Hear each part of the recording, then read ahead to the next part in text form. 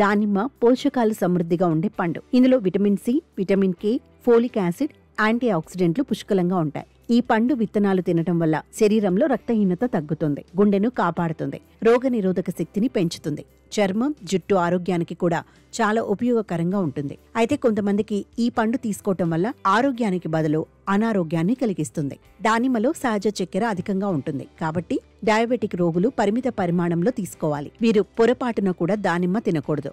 అలాగే gastric, ulcer వ్యాధి ఉన్న రోగులు దానిమ్మను తినకూడదు.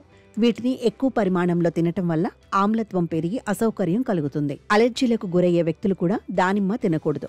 చాలా అరుదైనప్పటికీ కొంతమందికి దానిమ్మ కూడా అలర్జీ ఉండవచ్చు. తక్కువ రక్తపోటు ఉన్నవారు దానిమ్మ తినకూడదు. దానిమ్మ రక్తపోటును మరింత తగ్గిస్తుంది కాబట్టి తక్కువ రక్తపోటు ఉన్నవారు దానిమ్మను వైద్యుల సలహా మేరకు మాత్రమే తీసుకోవాలి. ఏదైనా దీర్ఘకాలిక ఆరోగ్య సమస్యకు ఇప్పటికే మందులు తీసుకుంటున్నవారు, ముఖ్యంగా రక్తం పలచబడే మందులు, రక్తపోటు మందులు తీసుకునేవారు దానిమ్మ తినకపోవడమే మంచిది. లేకుంటే వివిధ ప్రతిచర్యలు సంభవిస్తాయి. వీరు కాకుండా రక్తహీనత ఉన్న రోగులు, గుండె జబ్బులు, అధిక కొలెస్ట్రాల్తో బాధపడేవారు దానిమ్మ తీసుకోవచ్చు. దానిమ్మలోని యాంటీ ఆక్సిడెంట్లు గుండె జబ్బుల ప్రమాదాన్ని తగ్గిస్తాయి. అలాగే గర్భిణీలు కూడా తినొచ్చు.